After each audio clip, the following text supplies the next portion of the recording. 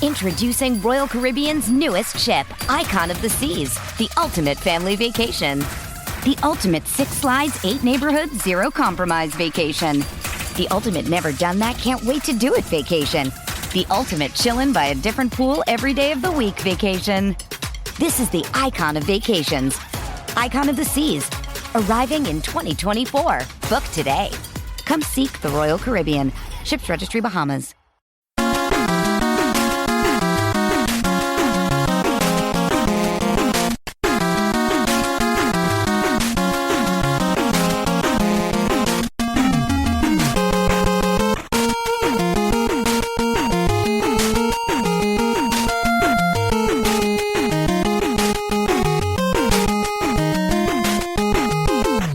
Hockey fans, are you ready to brave the wild? With me, your host, Paladino Joey. Brave the Wild is available on the sportstuff.com, iTunes, Stitcher, and Double Twist. It's a pleasure to be on board talking hockey once again with you today. State of the Wild 2016, it is here upon us. Great to be on board to talk kind of the season in review and such. So let's get on with it. We'll be talking today about the draft and free agency kind of preview, going into the second segment, fan interaction and such, and we'll hear what you guys have to say about the Wild's MVP, biggest disappointment, biggest surprise of the season. But for right now, you'll hear mine, at least at the end of this segment. Generally, this is a season wrap-up. We're going to put a green and red bow on the season. So shall we get started? The season in review. Well, things started off kind of funny, despite some off-ice strife with Parisian Suter practicing on the power play with Adam Oates during the summer behind Yo's back, which drew the ire of Mike Yeo in a big way. Things actually started fairly strong. I mean, he had Zach Parise open things up with a hat trick. That was pretty cool. Devin Dubnyk was kind of hot and cold. You know how that goes. But the Wild had wins against St. Louis, Chicago, and Anaheim, but unfortunately one of them was after giving Bruce Boudreau's club their first victory of the season a week earlier. Yeah, that was their first victory of the season after a really, really poor start. The first 2 weeks of the year, the Anaheim Ducks were winless under Bruce Boudreau. And somehow in the back of my mind, I had a feeling just maybe this illustrious coach of the Anaheim Ducks might get fired at some point. Maybe he might be an interesting coaching idea for the Wild. I wonder what made me think about that. But interesting, isn't it? Kind of interesting. In late November, it appeared the Wild would be in for their annual Mike Yeo December slump. Every single bleeping year, right? Even the first year around, but then again, you could kind of chalk that one up to an endless array of injuries as well. I mean, should we even go into it again? I mean, you have guys like Peters on your top line. Well, he wasn't on your top line, but he was one of your main centers out there.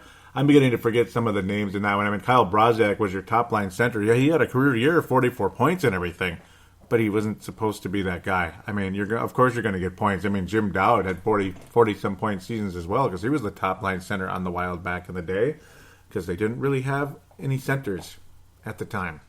They really didn't have a whole lot of centers. They had a lot of good third-line guys like Jim Dowd, like Wes Walz and such, but you're kind of left hanging there ultimately in the whole top six department there. The December slump didn't actually happen this time. At least it didn't happen in December, despite some inconsistency, some hot and cold play. You had ups and downs. But the script writers, though, ultimately, they were just a little late. That's all. They're just a little late because it was a January slump this time. 2016 brought a 3-7-3 month of January, including inexplicable losses to New Jersey and Buffalo, which proved to be the point of no return, highlighted by the infamous Adam Oates practice with Parise and Suter. The whole thing reared its ugly head before that Buffalo game. Kind of got things going. The Wild trailed 3-0 in that game. How can you forget that one, really, if you're a big Wild fan? 3-0, and then they made a furious comeback. Whoa, that came up short. Yeah. But it was just like unbelievable how things got started in 2016. You just had a feeling, maybe, is this it this time? Do they finally mean it? All these rumors and such. February ultimately would be that death nail for Mike Yeo as coach because the Wild went 0-5-1, compiling an incredible 3-12-1 stretch in 2016 at that stage anyway. A 4-2 heartless, gutless, passionless, soulless loss to a not-so-great Boston Bruins team in XL Energy Center was the end of the line, as the rumors proved to be accurate, as an angry and saddened Chuck Fletcher pulled the plug on his close friend. I mean, it was a sad day for Chuck Fletcher. He even said, would you be willing to have a beer with an old friend? Just one more, just like, would you be willing to have a beer with me? And this is right after he had said, you're gone. You can't be, we have to make a move no matter what. It's not like we can get Jonathan Drouin or anything. That was the rumors during the course of the season as well. Jonathan Drouin, all these rumors about the Wild trading for him. Would it be a Dumba? Would it be a Scandella? Would it be a Jonas Brodin? But they never happened. And as well as Jonathan Drouin played in the postseason, you almost kind of wish the Wild made some type of move. But God only knows what those Tampa Bay Lightning were asking for Jonathan Drouin, despite the fact the guy was just being a malcontent and holding out, wouldn't even show up, and then wouldn't even show up when he was sent down and such. It's like, you know what? Come on, man. A sugar high. Well, that sugar high was on with an energetic John Torchetti. John Torchetti coming in to coach the Wild. You got a Pominer, you got Hola, Eric Hola over here. You got Zach Parisi. You got to show some passion out there. Ryan Suda. Okay, I'm just kidding. I love the accent. He has a Boston accent with a little bit of Canadian mixed in because he probably coached in Canada for like a trillion years over the course of his hockey coaching. Liferism, if that's even a word. He took over the reins as the Wild miraculously remembered how to play for a stretch there. Notice it's a sugar high, folks, sugar high. What happens to sugar highs? Well, they're incredible, and I mean they're incredible. Sometimes they last a little while, but when they wear out, they wear out, and it just is what it is. But for the time being, hey, let's slow down here. The Wild were slicing through opponents, man, like warm butter. They were just slicing through them. A 6-1 demolition over the hated Chicago Blackhawks in TCF Bank Stadium in that Stadium Series deal. The lights of Jason Pominville and Jason Zucker going insane in that game. Even Thomas Vanek scoring a goal. Ooh, and yes, Thomas Vanek and Ryan Suter and Mikko Koivu started the season out crazy. They were leading the team in scoring. It was a beautiful thing, but again, did you ever think that was really going to last? Was it too good to be true? Of course it was too good to be true. I mean, come on. And I should have known better. Getting all excited. Oh, they're having career years. This is really awesome, man. Yeah. But other guys who'd been invisible for quite a while there. Again, Eric Holla. Well, we'll talk about him in a bit. He hadn't really been invisible. He was more in the doghouse under Mike Yeo.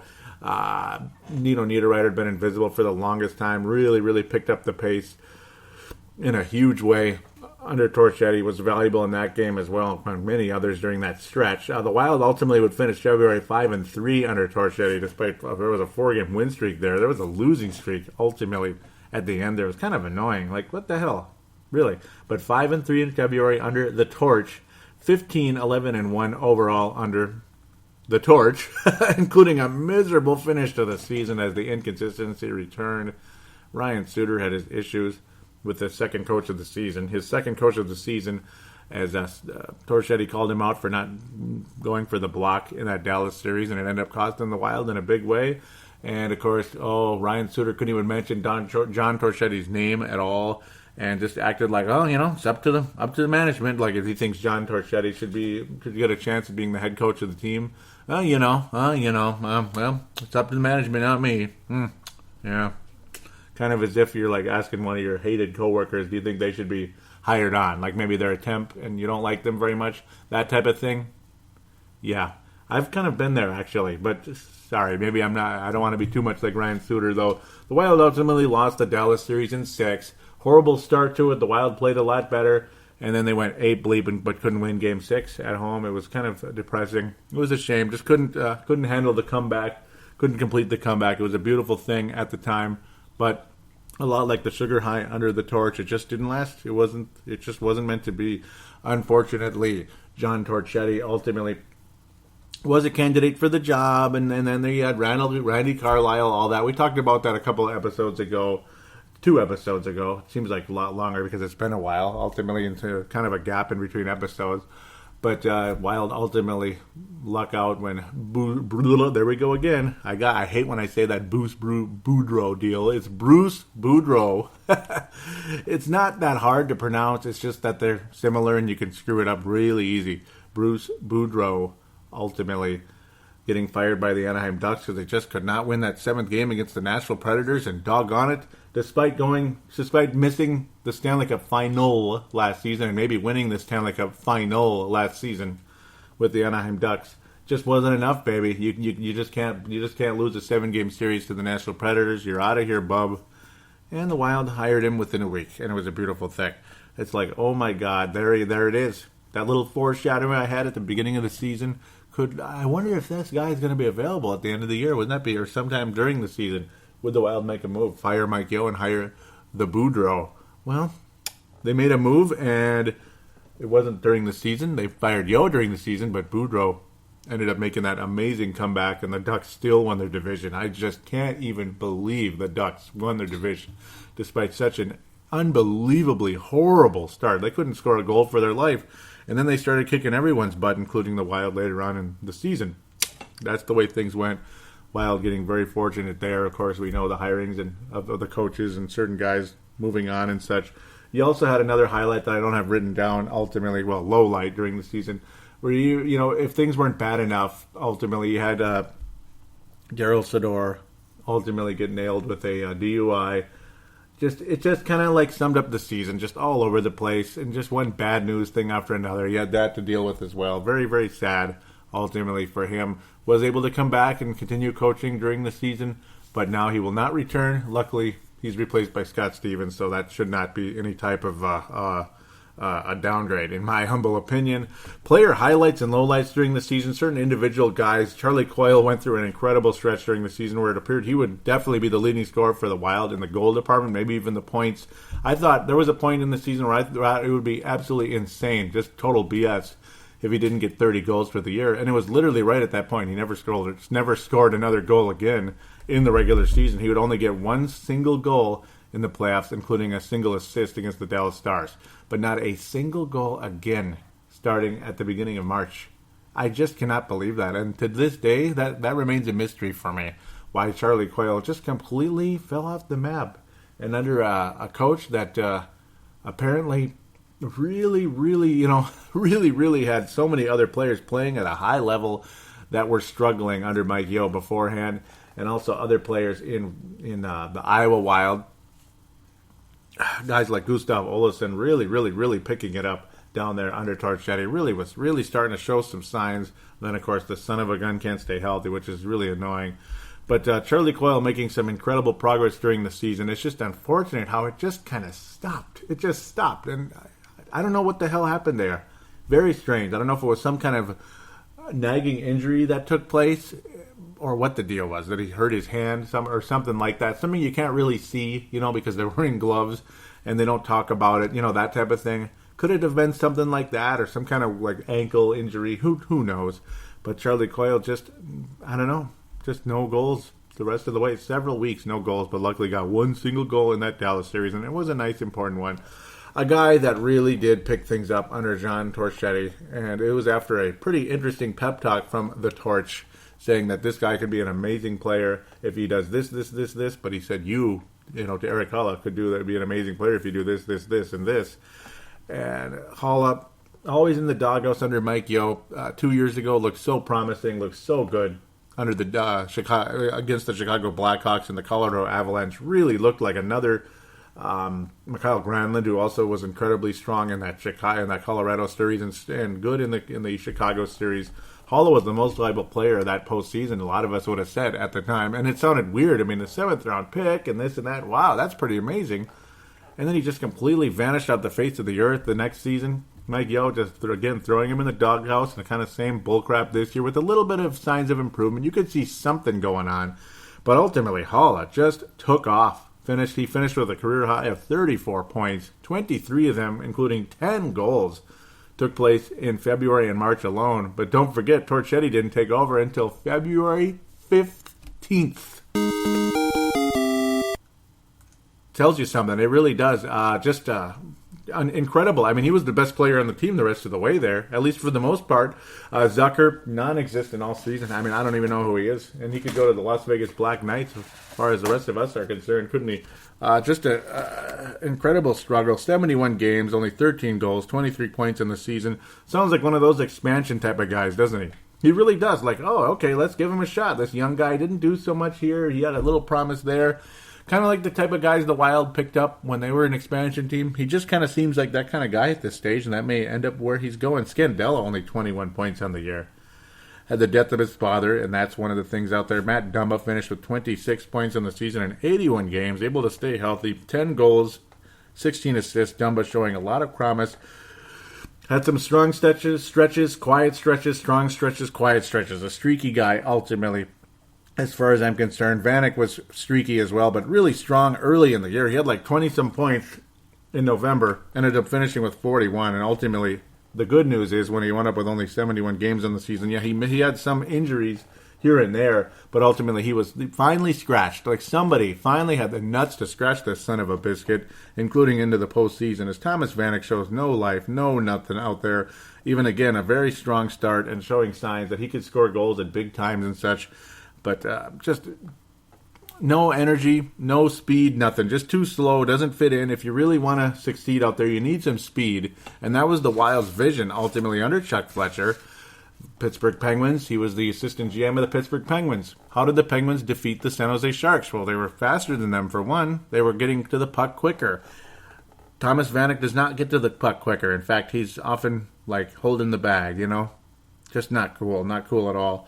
Guys that were just Ironmen for this roster, well, several of them. Mikko Koivu played the whole season, ended up leading the Wild in scoring, which deserves a bit of a hand, even though, you know, he had a strong start to the season, but ultimately, he wasn't anything spectacular. This is not the guy who should be leading your team in scoring. 56 points is good, but there should be somebody else. Go ahead, we'll take the 56, Mikko. Fantastic, great passing, showing some really nice signs during the season. Showed some resurgence this year compared to the last 2 years or so. Very, very impressed with the season of Mikko Koivu. But again, he should be a second-line center, maybe even a third, because he's not quick at all. Somebody else should have like 70, 80 points leading the way. Koivu should be like your fourth, fifth leading scorer. And we'll take the 56 10 out of 10 times out of Mikko Koivu. Thank you for that, though, at the end of the day. Just shows Fletcher and co. missing out on some guys out there over the course of time, like the Vladimir Tarasenko's and many others. Oh, man, it would be nice. It really would be nice. Mikhail Granlund's another guy that was just terrible for the longest time. And then, again, Torchetti takes over, winds up with 44 points in the season. A career high, barely, but still a career high. 82 games, Iron Man. Ryan Suter, 82 games. Coyle, 82 games. Niederreiter, 82 games. Very strong. And like I said earlier, Dumba, 81 games. Only one game he was out there.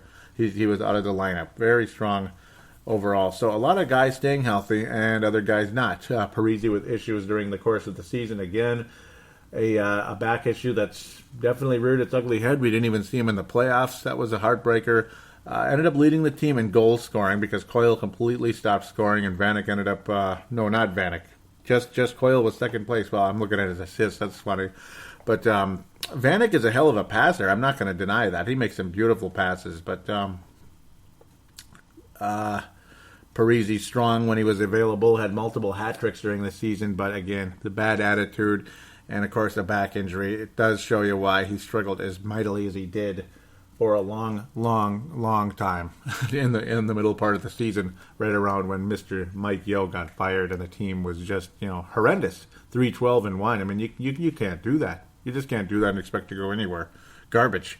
I feel bad for Mike Yeo, but it is what it is, and now he has a chance to coach the St. Louis Blues in a year. Well, there you go. There you go, as people like to say. Spurgeon with a career-high 29 points on the season. So consistent, so viable, so strong all season. Best defenseman on the roster, without a doubt. I mean, without a doubt. Nobody's come talking about Ryan Suter as the best defenseman anymore. Highest paid, biggest name? Yes. Best defenseman? Jared Spurgeon. Do you want to use him as trade bait in the summer to get Ryan Nugent-Hopkins? I don't know, but I'd sure like the Wild to get Ryan Nugent-Hopkins. I sure would. I mean, he'd be right at the top of my list, including other hockey shows in town would definitely say the same thing. That's the guy to get right now.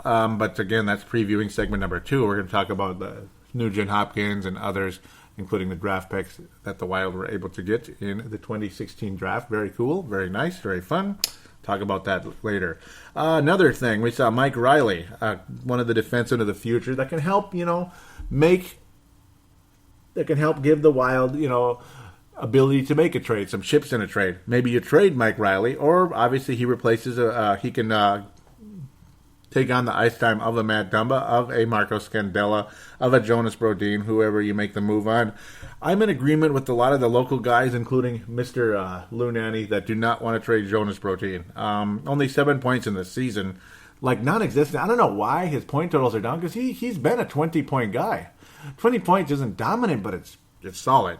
7 points. I mean, that's like Ladislav Benesic level. I mean, what the hell? Complete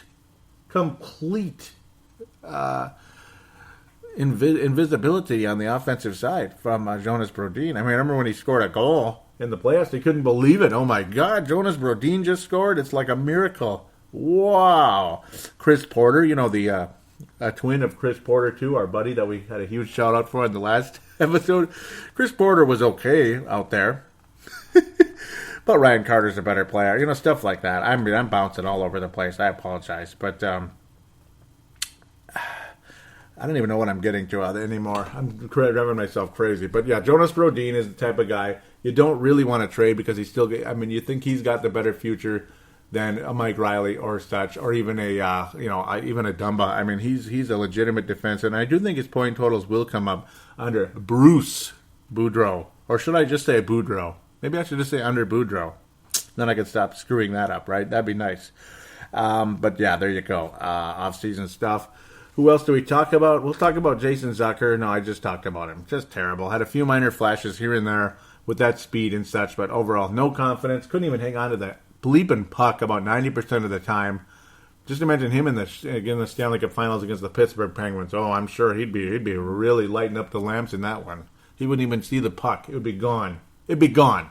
Jason Pominville, another guy who couldn't probably keep up with the Pittsburgh Penguins, but my God, did he have a resurgence under John Torchetti. John Torchetti. It was just horrible. He looked like he's done, cooked, whatever you want to call him. Finished. Put the fork in him. Stick a fork in Jason Pominville. He can't play. Oh, by the way, there's 3 more years on his contract, so you can't buy him out either. So what are you going to do, scratch him for 4 years? Oh, goody. At least under John Torchetti, all of a sudden he looked like Jason Pominville again, like the guy who could get 20, 25 goals.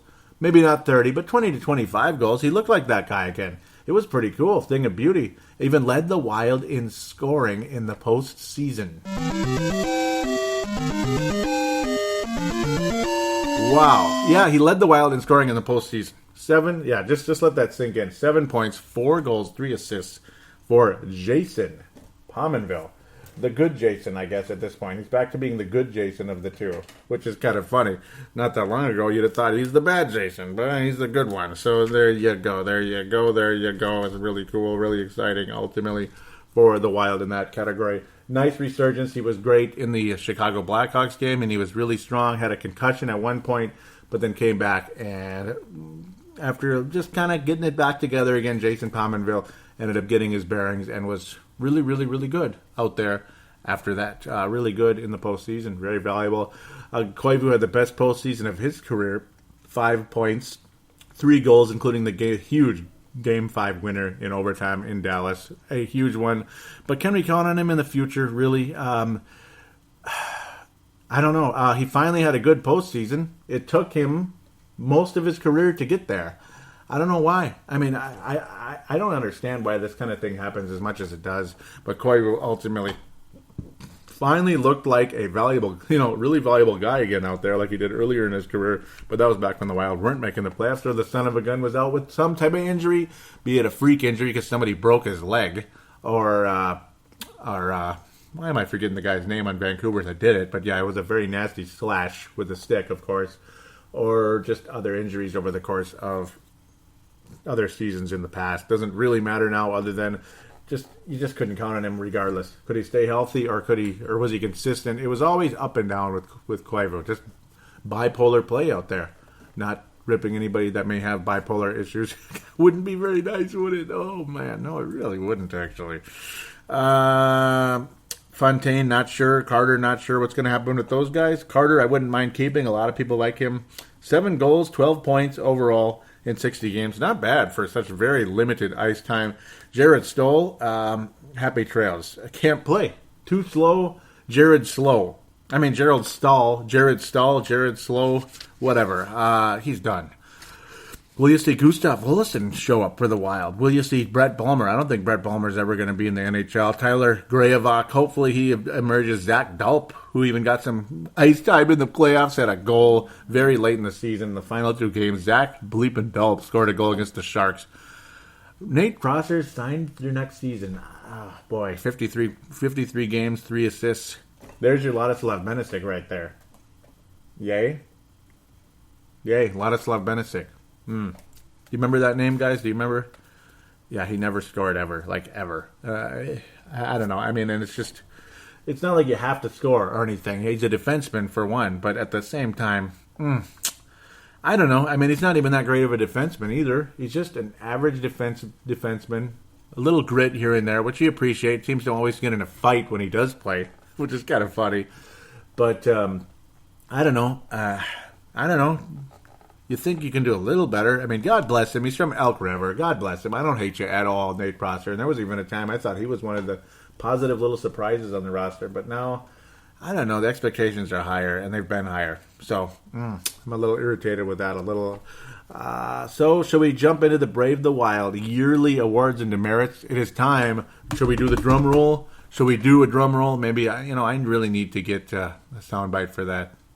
I don't know. I don't know why I've held off on that for the years. Maybe I'll get that in there one of these days. I'm not going to start with the MVP this time because it just kind of spoils it for the rest of the way. Let's start with the biggest disappointment of the year, since there's always a big group. No, there's not always a big group, but this year has a lot going on. The biggest disappointment of the year. Okay, that was terrible. Jason Zucker. Are you surprised? Well, you shouldn't be. Jason Zucker was Jason Sucker out there, to be quite fair. Not trying to be entertaining, not trying to be a dork about it. He sucked. Can I be honest? Please? Just let me be honest, okay? Don't chop my head off, okay? Especially when I mentioned the other honorable mentions. Marco Scandella was not good. He's an honorable mention. He was not good. He just wasn't, okay, 21 points, 73 games. Defense wasn't so good, getting beat a lot. The offense is down, the defense is down. Had kind of mentally checked out a bit here and there. You kind of understand why a bit, but it still does. You grade the players on performance, and the performance wasn't good. In terms of Marco Scandella, my expectations were higher under Marco Scandella. Another guy, expectations were significantly higher than they were when you first got the guy via trade for a third-round pick, which is, not the worst trade ever, considering what he helped you do last season. He was your Madison the season before anyway, the Madison Bumgarner type of goalie. He was like a Madison Bumgarner was for the San Francisco Giants as a pitcher, and as our goalie. Dubnyk led us to a lot of wonderful games, but last season, not the same guy at all. Terrible for what you saw. He had some wonderful games. He had 5 shutouts on the season. He had some good stretches. But 2.33 goals against average is not going to get it done. Some of those shots that just went right over his shoulder, right past his glove, just not going to get it done. Not going to get it done. Slow, couldn't keep up. You change directions. You go from one side to the other, and the puck would go right past him. And it was a heartbreaker. Darcy Kemper, the king of inconsistency, 2.43 goals against average. Save percentage slightly lower. 91.8 for Devin and 91.5 for Darcy. Almost the same in that sense. 2 shutouts, including a wonderful shutout against the LA Kings. Second time in 3 years, Darcy Kemper looked like he was going to save the Wild, but unfortunately wasn't the case for Mike Yeo as the Wild started losing again not long after that wonderful victory in Los Angeles. The King Killer Kemper. But let's try not to use the abbreviation for that one. I really better be careful with that. I did not mean to do that, trust me. But he is Darcy the King Killer, DKK. There we go. That might be a little better. Apologize. There's going to be no abbreviations, but Kemper was inconsistent without a doubt. I think Dubnyk was in there way too much though, and that doesn't help. 67 games, 66 of them started. One of them obviously had to replace Mr. Kemper out there. 5 cases where Darcy had to come in to replace Devin Dubnyk because he was getting shelled out there. Only 16 starts on the season for Darcy Kemper. That's pretty low. if he's back, and odds are he's not going to be back. Sounds like he might be a trade chip in the offseason and maybe go after the former Sharks backup goalie who's local here. Talk about him in the second segment if I get to it. But Kemper, when he's on, he's wonderful. When he's not on, there's nobody in net. It's just like, just put the puck on net and you're probably going to score at some point. Just throw the puck on net. Darcy's going to miss it because he's not having a good night. Disappointing. Both of them were not as good as they should be. And there were times where it's like, wow, we are really set at goalie. Because you don't have to count on Kemper. And when you don't have to count on him, he's so good. When you don't have to count on him, he's just awesome with no pressure on. But then he'd have these horse bleep games, and it's like, whatever. Kind of Josh Harding-like when Harding had some bad stretches, but when he was good, he was freaking awesome. And then finally, when Josh Harding looked like he was going to be a starting goalie, the MS flares up, and it's adios amigo. Damn it. That would have been awesome if you had Josh Harding in there playing up to the potential he had, and then Darcy could be the backup. And maybe the goalie of the future, depending on how strong he could become mentally. But Dubnyk, yeah. See, this is a huge topic. Huge topic, isn't it? Because the goalie helps you win Stanley Cups, doesn't it? Doesn't he? Did Matt Murray help the Pittsburgh Penguins win the Stanley Cup, or didn't he? Would Fleury, like the higher paid version of Darcy Kemper, Marc-Andre Fleury, would the Penguins have won the cup if Marc-Andre Fleury was in the net? Would they have won the cup? No. There's no way the Penguins would have won the Stanley Cup. Matt Murray was the difference maker for that team. And if only the Wild, one of those prospects out there, maybe it's Kaipo or somebody else, we'll talk about that again in the second segment, possibly, because I'm mostly just focusing on the season here. But if Kaipo or some other prospect in the Wild systems, locally or overseas, can step up and be that Matt Murray for this franchise, that would be an unbelievable fortune for this club. Then we could start hoping for a Stanley Cup championship, unless Devan Dubnyk could be something closer, significantly closer to the guy that really gave us a hell of a lot of hope. It was a wonderful thing, and like all good things, it came to an end, unfortunately. To quote it, Star Trek, a amazing Star Trek dual episode to wrap up the Next Generation series. All good things came to an end in that case too, didn't they? So, lots of disappointment for this season. One other thing, obviously, Suter and Parise, horrible attitudes during the season. Quit on Mike Yeo. Bad bullcrap conversation like, oh, that's up to the management. I'm not going to comment on that. Blah, blah, blah, blah, blah. You know, I understand if you don't like your coach, but you're kind of, I don't know. I mean, it's like, it was really eye-opening for a lot of Wild fans in this town that saw Zach Parise the way we did. The gritty guy who gave everything. And he doesn't have to love his coach. But you didn't see the guy that gave everything. Now, there's more of an excuse for him with the back, but there's no excuse with the whole behind-the-back backbiting situation that did cause a huge disconnect in the locker room and between players and coaches, and certain players, young and old, in the locker room. The younger versus the slightly older in the locker room. Parise and Suter created that disconnect, and it was not good at all. Certain players that deserved power play time did not get it, and the Parises and Suters just stood there and blocked the way for some other young guys like the Dumbas, like the Granlunds, to get on that bleeping power play. The Pominvilles as well, blocking the way. You're not seeing Eric Riley on the power play. You're not seeing Matt Dumba on the power play, or Scandella. I don't know if he deserved it this year, but you get the idea. Long term, maybe you might want him in there a little bit, but Dumba for sure here and there, even though it's a slight risk. Suter does not have a rocket shot. Dumba's got a better shot than Suter, a hell of a lot better shot. It's good to have a little fire from the point in the power play, and when you don't have it from your defense, and you're not going to get a whole lot of power play goals. You're just not going to do it. So Suter and Parise, huge honorable mentions for the disappointment. See, Zucker, it's like there isn't a whole lot to say. He just stunk. That's all. But the other guys, it kind of got me going for the longest period of time. You could tell just a little frustrated with what took place here. Just a little bit. I mean, do you blame me? Am I a Wild fan? Do I deserve to be a Wild fan? I only remember like just about every freaking fingernail of information that's taken place with this Wild franchise since they started. I remember the handshake trade with the San Jose Sharks that the Wild wouldn't take one of their prospects, so they gave us Andy Sutton. I remember that detail. Yeah, I do.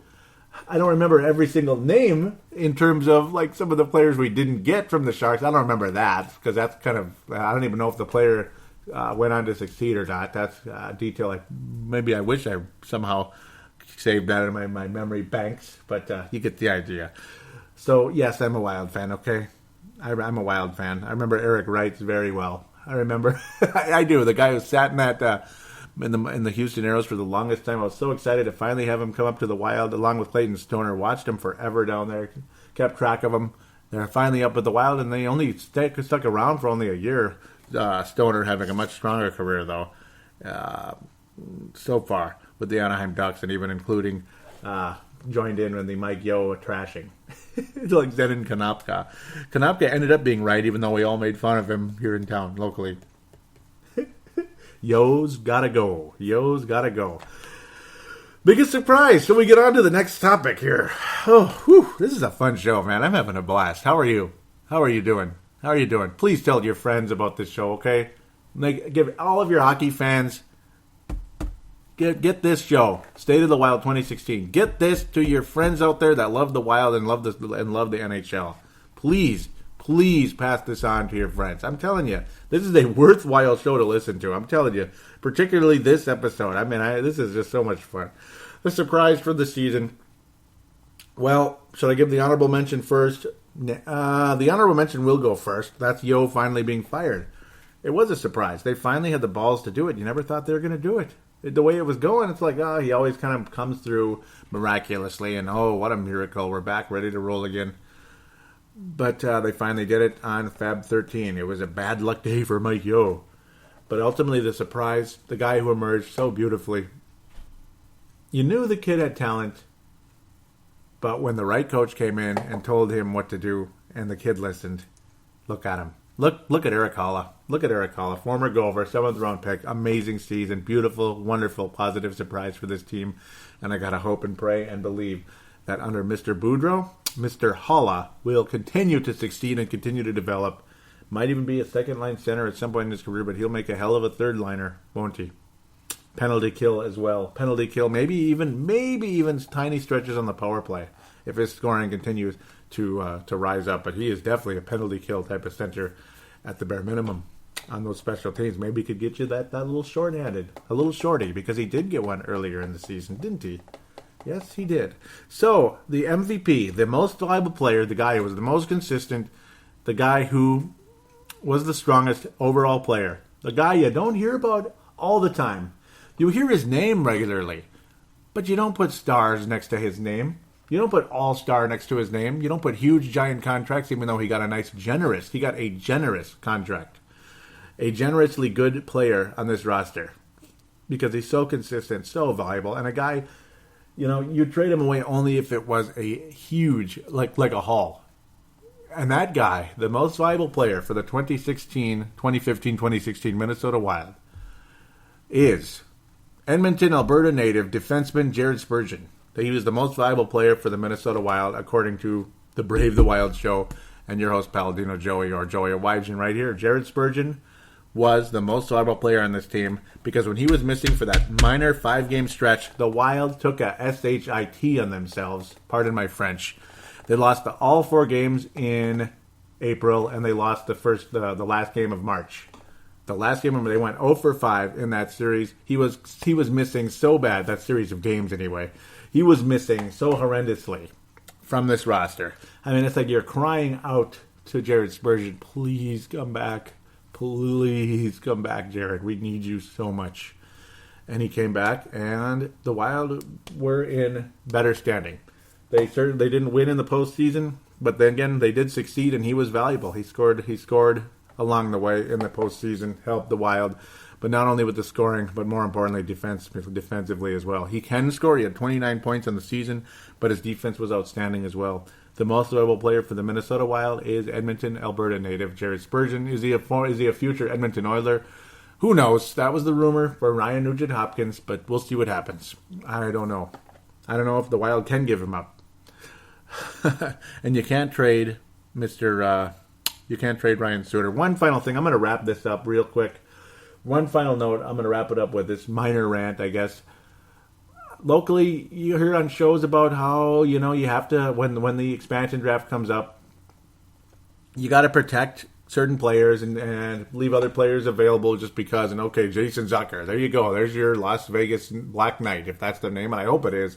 And I love some of the renderings out there from people. So some of those Black Knights uniforms are just beautiful, especially the ones with that castle look on the linings. I really hope that's what it's going to be. If it's anything like that, I'd be freaking blown away. They might be my second favorite team if that happens. I would just love it. Love it. Especially the fact that I love the whole thought of Nevada. Not Las Vegas with the gambling, but Nevada. Beautiful climate, man. But when you have to leave certain players available, sometimes you're going to leave guys with massive contracts, because why would the Las Vegas Black Knights or the Atlanta Thrashers or Minnesota Wild take the guy on? Remember when the Vancouver Canucks left Mark Messier available because he had a huge contract and he's 40 years old, right? Or it was mostly because he was 40 in that case. But they're saying, oh, you got to protect Koivu, Suter, blah, blah, blah, blah, blah, this guy, that guy, Parisi, Koivu, Suter, Spurgeon. Wait a minute. Koivu, Suter? Huh? You got to protect Koivu and Suter? Koivu and Suter? Why? Do you really think the Las Vegas Black Knights would take on that contract? Unless, of course, the guy does return to what he's supposed to be during the season. We'll find out. But if you're seeing the same bullcrap, you don't want to give up that contract with this salary cap being as strict and tight as it is. You don't. I mean, it wouldn't kill me. I would love to trade him away, but maybe it's really hard to get players in return. Plus, I don't think the Black Knights would be in a huge hurry to pick up Ryan Suter in his 30s with that contract. Why would they do that? So, you would risk the thought of letting Matt Dumba go for nothing? Because you're so worried about losing Ryan Suter? I mean, what? What if you lost Eric Bleepin Holla to the Black Knights because you had to protect Mikko Koivu? Aw, wouldn't that be just special? Why the hell? What the hell are you talking about? 35-year-old Mikko Koivu, you got to protect him? I pray to God that what I heard was, please tell me, it was just a little mental lapse. Like when I kept calling Matt Murray, Andy Murray, that type of thing.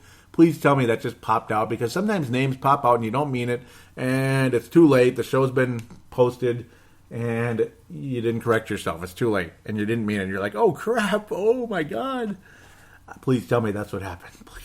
Please. God, help me. No logic in that one. No, they're not going to pick up Mikko Koivu. Unless they're idiots. They're not idiots, I would hope. It's Las Vegas, so maybe they are idiots. But if they hire hockey people that know what they're doing, they're not going to take on those contracts and that age and those miles. They're not going to do it, man. Not going to happen. So with that, let's take a break. Enjoy the hell out of that segment. Let's take a break, and let's get to the draft and free agency preview. And, of course, fan interaction as well, right after this.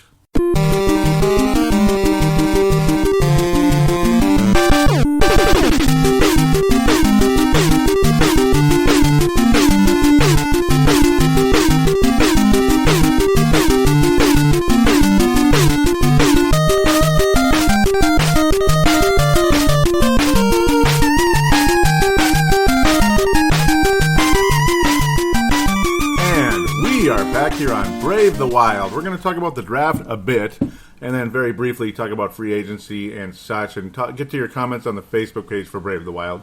To get to the Facebook page in Brave the Wild, it is facebook.com/bravethewild.minnesota. facebook.com/bravethewild.minnesota, and you'll also see it in the show description on iTunes or Stitcher or thesportstuff.com or Double Twist. So there you go. Kind of a lot of different options there. Also, to get a hold of the show, the call-in line is 209-736-7877, 209-736-7877.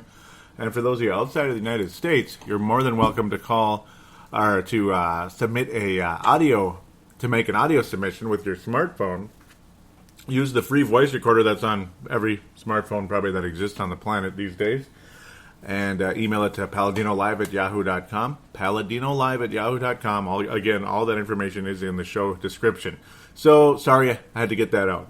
just to get you guys a chance to get on the show, too, doggone it, right?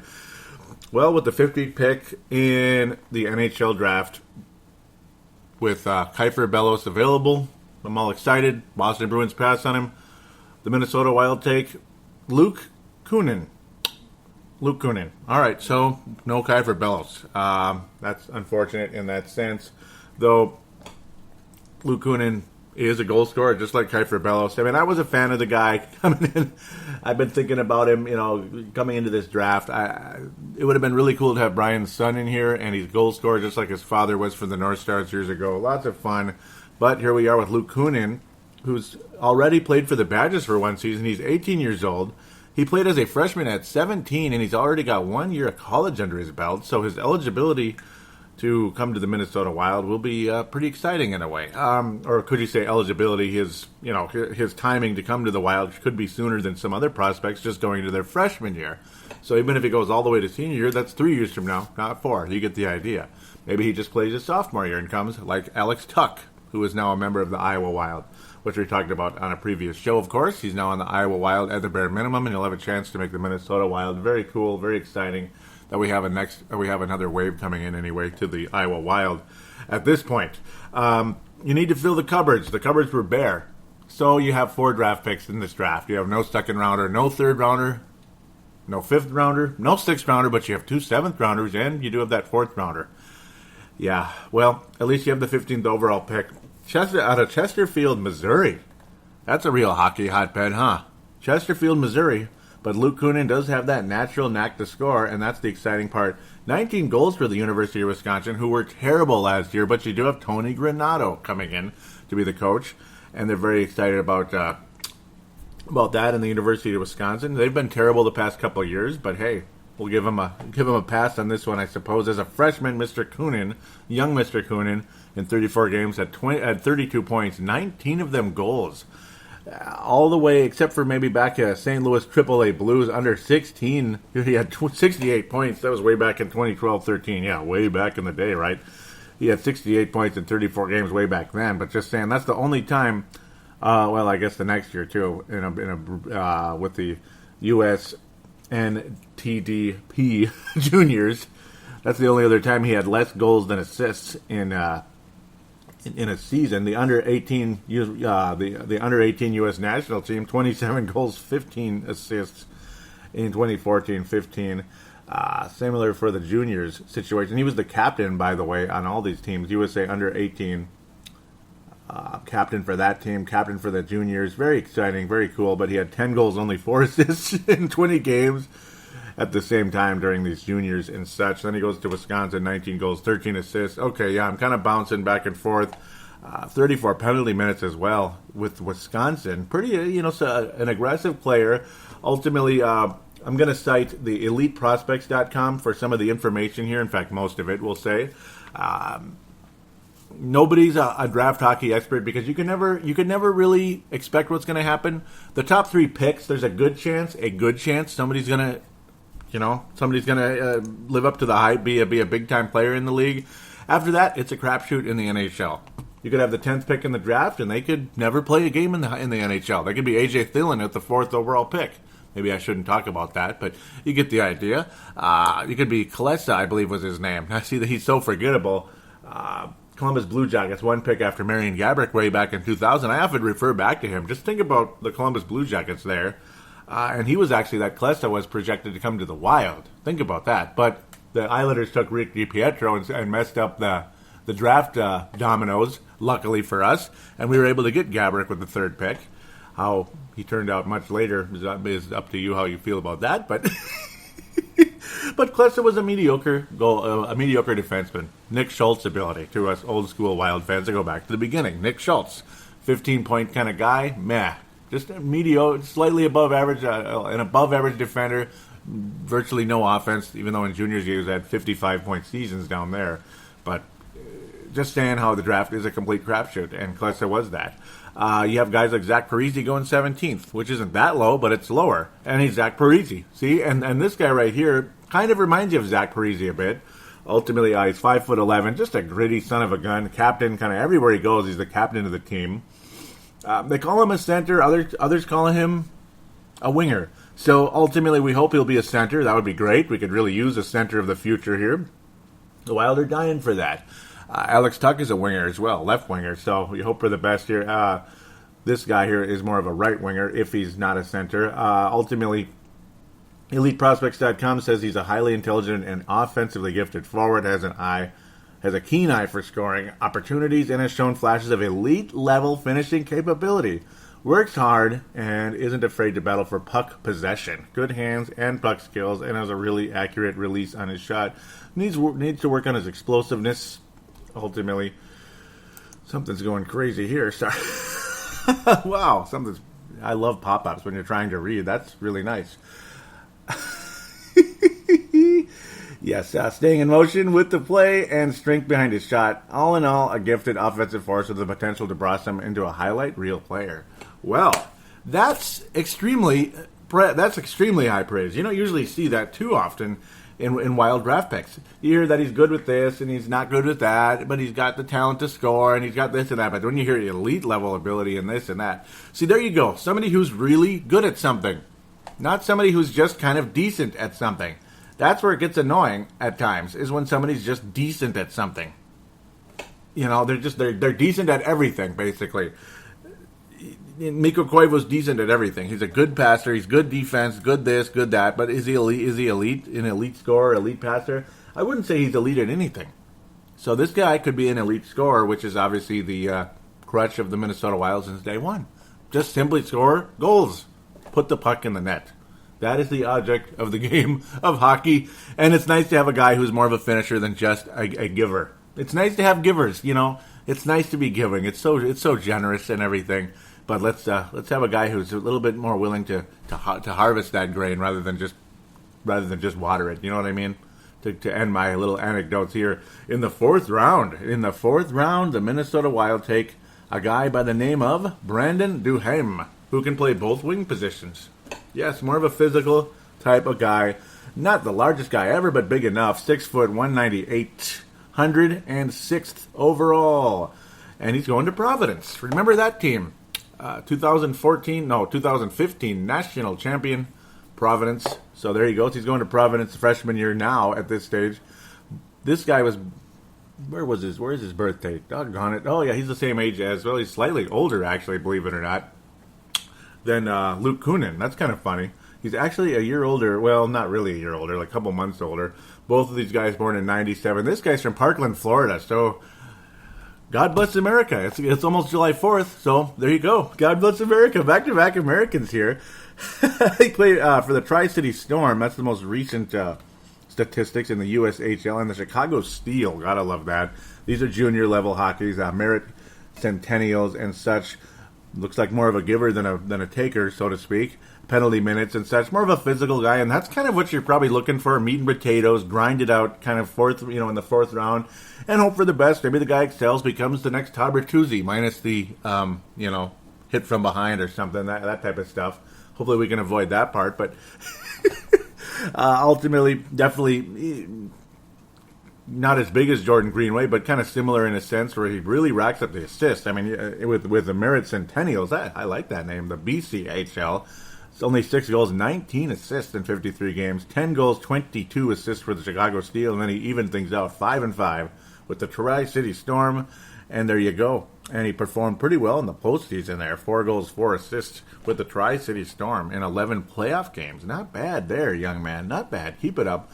So there you go, Florida, hockey hotbed again. But then again, you got the Tampa Bay Lightning, who back-to-back seasons, they have had really strong showings. They played in the Stanley Cup Finals a year ago, took it to 6 games. I really wish they could beat the hated Blackhawks. They almost grinded out, almost beat the Penguins. Bitter loss in Game 7 in Pittsburgh. In that case, almost beat those Sons of Guns, but Pittsburgh was just a little bit better, slightly better. Looks like Tampa was the second best team this year, not the San Jose Sharks. As far as I'm concerned, I think either one of them would have beaten the Sharks or the St. Louis Blues in that case. But there you go. Kind of more of a physical guy, more of a giver than a taker, blah, blah, blah. Seems to perform well in the postseason, though, at least early on. He had a nice little postseason run there. We'll see how he does in Providence. See, the good part is about these college guys, they're easier to keep up with than somebody overseas. So with that said, let's go overseas then, right? Dmitry Skolov. Sokolov, center or winger, kind of can play everything, just like Granlund, and I guess any center can play wing. It's just a matter of you hope a guy can be a natural center. This son of a gun was projected to be pretty good. He was supposed to be really, really good, actually, coming out of Russia, but then he's got a little bit of a negative knack on him, according to Michael Russo. How just kind of lazy, out of shape, that type of thing, but had the talent to be a top 10 pick. They were looking at him as a top 10 pick, actually, believe it or not, coming into this draft, and then ultimately he slips to the 7th round, 196th overall. The guy had a pretty strong ranking early on, and then here he is. Hopefully the Wild can get really lucky, I guess. 7th round picks. I mean, you got Eric Hall on the roster, and he is a legitimate National Hockey League player. And you also have Graovac as well, Tyler Graovac. Really like him. Was the leading scorer for Iowa 2 years ago or a year ago. And during this past season, battled the injury bug. He was a Minnesota Wild fourth-line center and got injured in the first game and kind of battled the injury bug. Came back for a while, stayed back and everything, but wasn't the same guy. That's the unfortunate part. But eventually later in the season started to step things up again, get his timing back, and all that good stuff. For the Sudbury Wolves, our good friend, our new friend here, Dmitry, gotta like him, Sokolov. Kind of an exciting sleeper, hopefully, here in the OHL. Had 30 goals, 22 assists, 52 points total in 68 games. Very busy there for the Sudbury Wolves. We'll see. Get him in here. Let's see what happens. He's already been playing in the United States, so that's cool. Or at least in North America, we'll say. I mean, out of Omsk, Russia, out of Russia. There, 18 years old, born in 1998. 1998. I'm an old timer, aren't I? Man, it's just amazing. 98. You already got your NHL prospects, and you knew it was coming sooner or later. But man, my senior year in high school, man, wow, I'm getting old, man. These guys are young adults, if you can call them that, and here they are. We'll see. I mean, we're just going to have to wait and see with how things turn out with him. 6'1", ultimately, 205 pounds, and yes, the knock on him has been being overweight, and that, I don't know, what is it, some kind of like a stereotype that's been bouncing around here lately, is the lazy Russian work ethic, I guess. That's unfortunate. We'll hope for the best, and trust me, I'm not the one jumping on that. It's other people out there, and unfortunately, he's been showing whatever it is. He's just not been living up to what he was supposed to be to this point. But he put up some nice numbers in Sudbury, though, so we'll see what happens. Maybe he can bring that to Iowa and go from there. 204, only 8 picks later, the Minnesota Wild have another 7th round pick. Another 7th round pick, man. That's right, and this one's out of Canada. St. Albert, Alberta, Canada. 18 years old, also born in 98. This is the youngest guy on the Rooster. No, in the prospect deal here. The prospect farm system, anyway. Well, you just look at what you're seeing. Kelowna Rockets, the WHL. A year ago, and played only 2 games, didn't do anything. But last year, for the Kelowna Rockets, WHL, 45 games. 45 games, right? Are you ready? 1 goal. 1 assist. Yeah, one goal and 1 assist. Okay. Right. But then again, I said the same thing about our good friend, Nita Ryder, who scored a game-winning goal against the Colorado Avalanche and has been very clutch in the playoffs in back-to-back, in the back-to-back or three years in a row, pretty much here for the Wild. Been very strong in the postseason, and he's had some strong seasons up and down. So we'll see. 7th round pick, though. I mean, you just hope for the best. He's past the 200 mark here. He's the 204th guy taken in the draft. But my God, I mean, that's kind of low numbers. Jeez. WHL, I understand it's a little tougher, but Jiminy Christmas.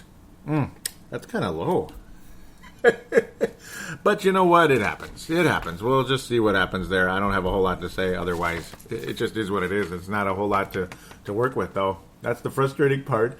So let's look at free agency before we jump into some fan interaction. The third ranked, well, he's not really third ranked, but the top cap hit from 15-16, the third highest guy is our old friend Thomas Vanek, who is a free agent now officially We talked about it extensively in the past that he would be bought out. He's officially been bought out, or unofficially, unofficially been. Yeah, he's officially been bought out. A $6.5 million cap hit is off the books, so it gives the Wild some flexibility. Ultimately, the Wild will have $14 million to work with, but of course, you do have to use it a bit on some of our current roster members. Unfortunately, they'll gobble up a piece of it, and then after that, you need room to make a trade before you can sign somebody. The Wild have been producing,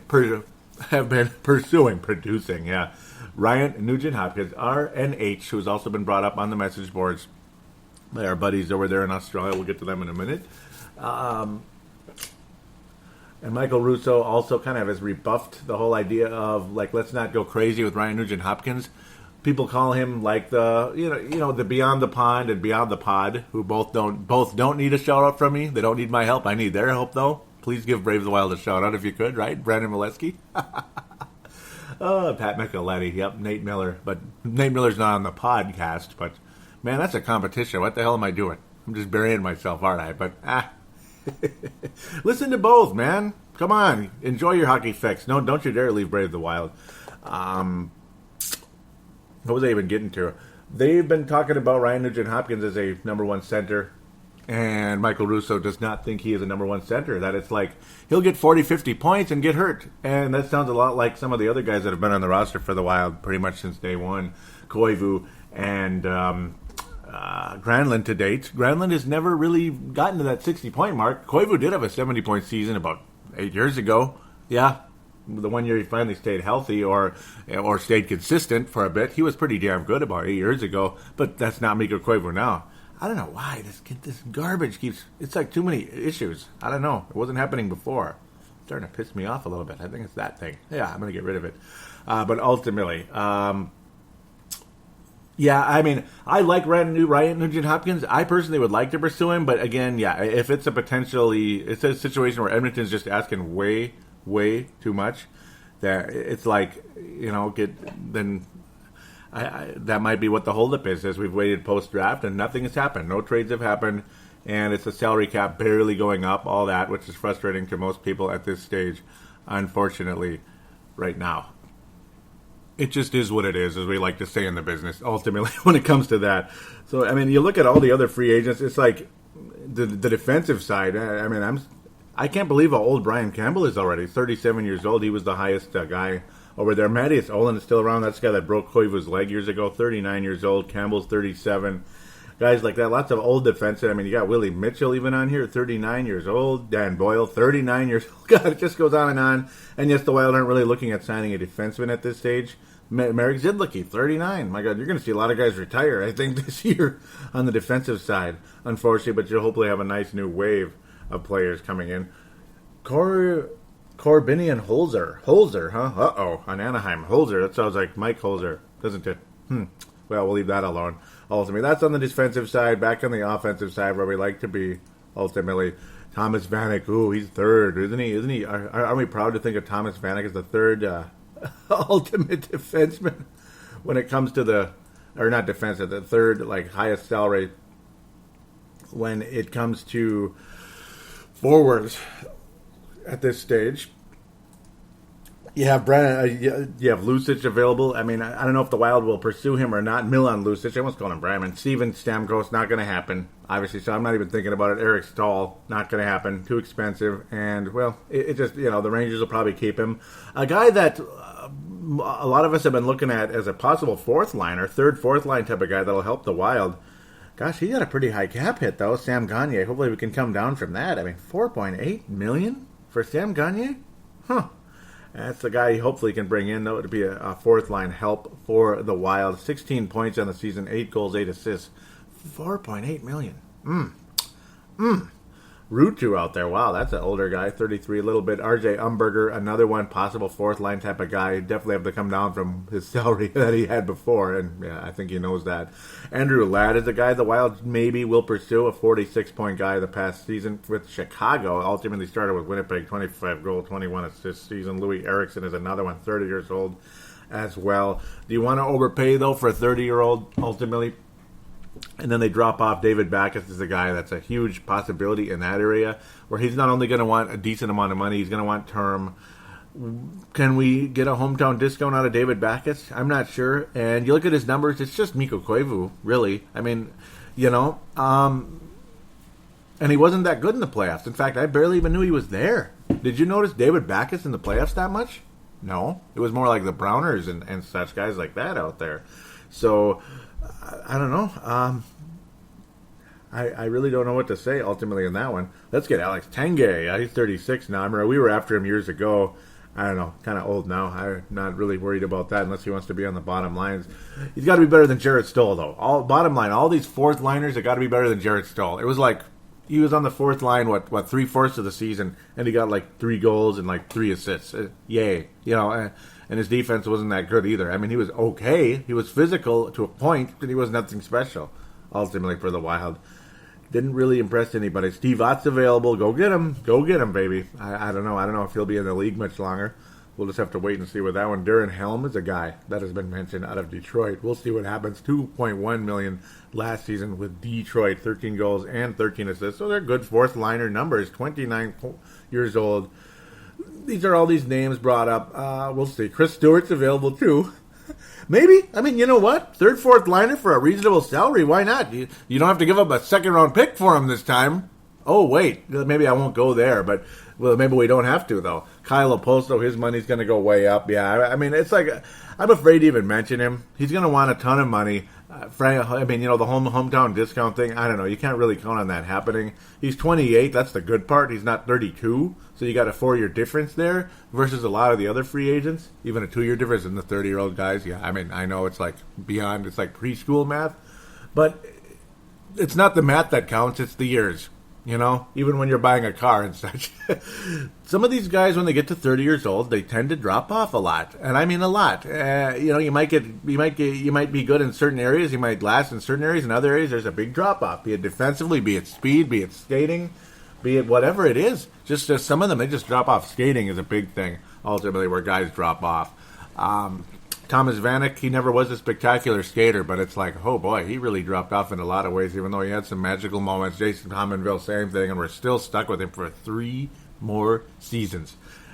It's one thing you could buy out Thomas Vanek in his final year, which is, I mean, it's easier for us to write Leopold's checkbook for him, but on that one, but still, it's much easier than Jason Pominville when you got 3 years remaining, and the guy's getting paid about $5-6 million a year, about $5 million a year or so. Insane. Not gonna happen. Not gonna happen. So we're kind of stuck with him, like it or not. Like it or not, we're stuck with that son of a gun. So let's hope for the best with that one, ultimately. So with that, let's look to wrap up the show with the fan interaction on the Facebook page. I already mentioned where it is, but I'll say one more time. Facebook.com/BraveTheWild.Minnesota. There you go. Ultimately, for Twitter, it is @BraveTheWild. Yes, @BraveTheWild. Very simple stuff. So let's rock and roll here. We'll continue like we always do, where the last show was posted. I had a comment on there, and I was just mentioning Chris Porter to check it out because it's Chris Porter final. Huge, giant shout out to him. His 2 favorite teams in the finals, and he's the most loyal, and the longest listener to Brave the Wild. Really appreciate him. Longest listener that I know about, anyway. I was talking about how it's time for State of the Wild and list out your awards and demerits for the season. Benny Russell out of Australia says the most valuable player is Coyle. Probably the most consistent all year, even with the slight slump. Yep. Disappointment, Zucker. Last year was full of hope. Yes, sir. Could score.